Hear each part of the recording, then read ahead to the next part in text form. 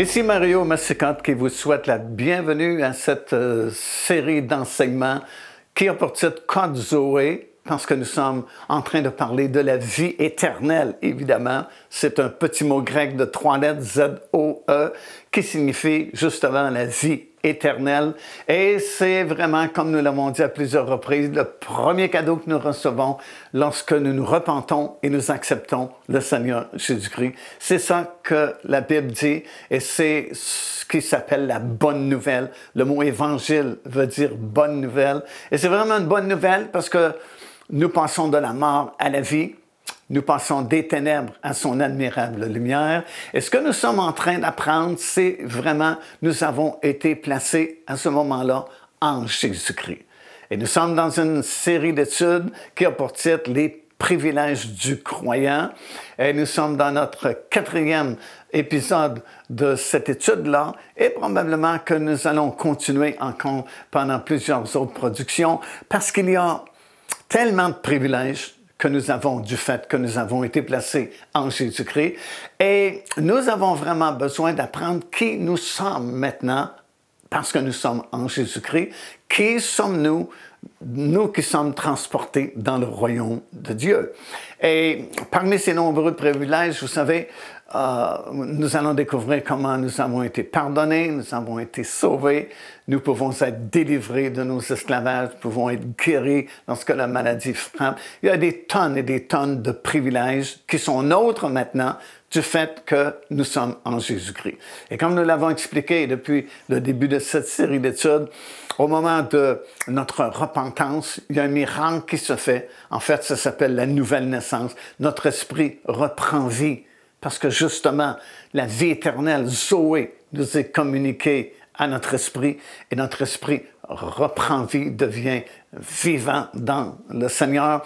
Et à ce moment-là, Dieu peut nous prendre et comme on expliquait, 1 Corinthiens, 1er chapitre et le verset 30, il nous a placés en Jésus-Christ. Remarquez, il ne nous place pas dans une religion, il nous place dans une personne, le Seigneur Jésus-Christ.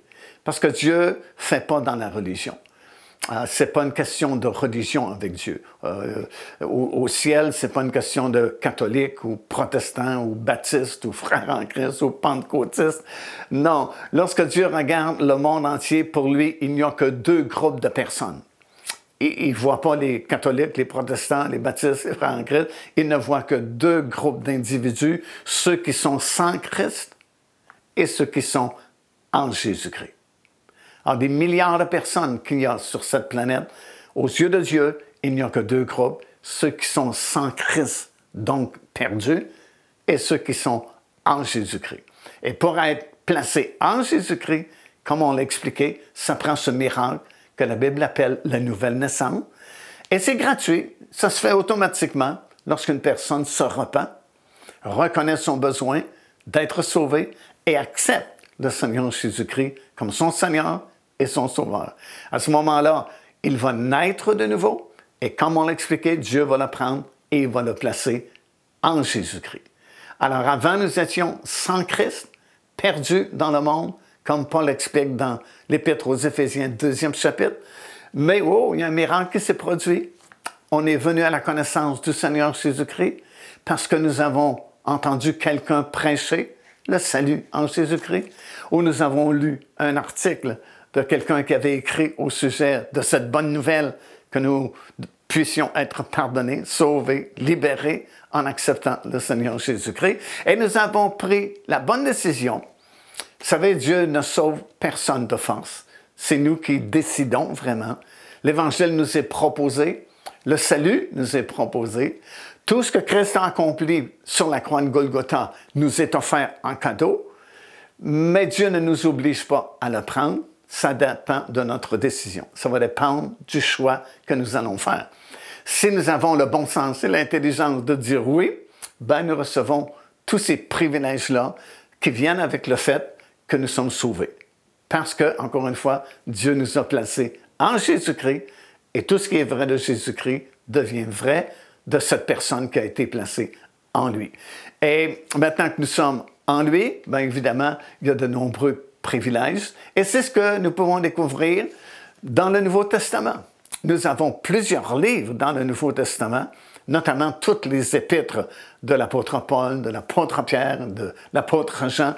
Et toutes ces épîtres-là nous expliquent maintenant qui nous sommes, maintenant que nous sommes placés en Jésus-Christ, et nous expliquent les nombreux privilèges que nous avons maintenant que nous sommes des croyants, maintenant que nous sommes sauvés. Alors, on va commencer avec l'épître de Paul aux Éphésiens, dans le premier chapitre, parce que l'épître aux Éphésiens a été écrite, évidemment, pour l'Église d'Éphèse, qui était une des églises les plus avancées, spirituellement parlant, à l'époque.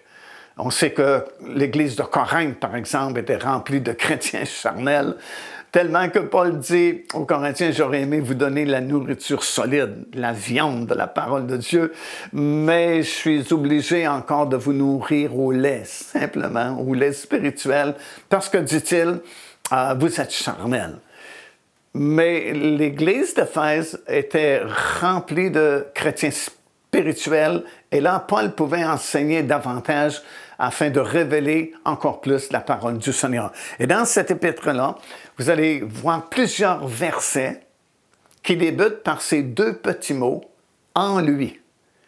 Par exemple, dans Éphésiens 1er chapitre, verset 3, ça commence par « en lui ». Verset 5, « en lui ». Verset 7, « en lui ». Verset 11 débute par « en lui ». Verset 13 commence par « en lui ».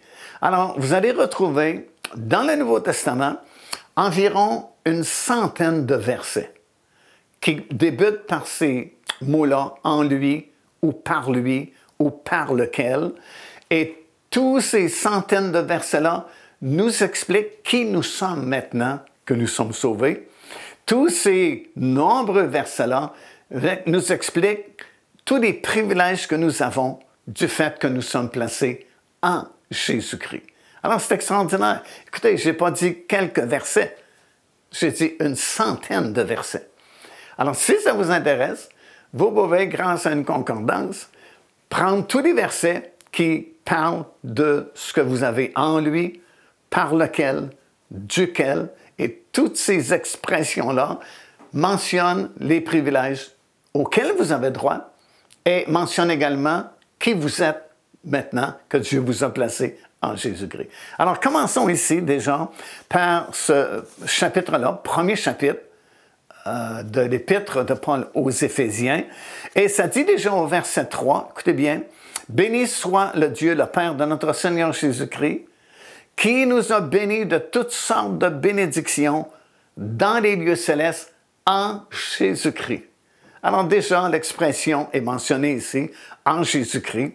Et si vous ouvrez votre Bible et vous regardez uniquement ce premier chapitre, imaginez, nous ne parlons que d'un seul chapitre ici, bien, vous allez voir que dans les versets suivants, à plusieurs reprises, le verset commence par ces deux petits mots-là, « en lui ».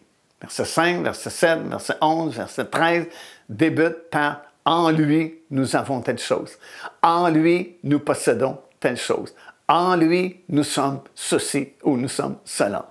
Alors, si vous prenez le temps de trouver tous ces versets-là dans le Nouveau Testament qui parlent de ce que nous avons en lui et ce que nous sommes en Jésus-Christ, wow, vous allez trouver une mine d'informations extraordinaire et ça va tellement stimuler votre foi parce que là, vous découvrez qui vous êtes.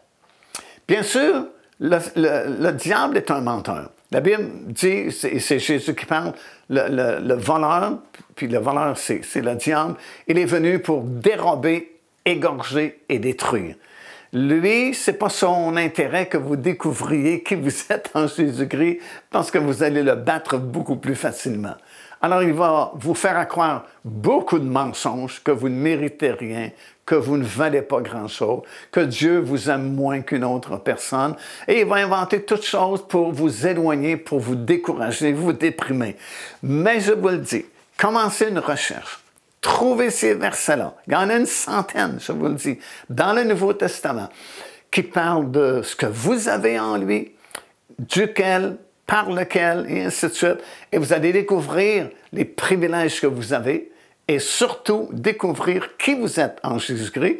Et vous allez découvrir, entre autres, que vous êtes plus qu'un vainqueur parce que vous êtes placé dans le vainqueur, le Seigneur Jésus-Christ.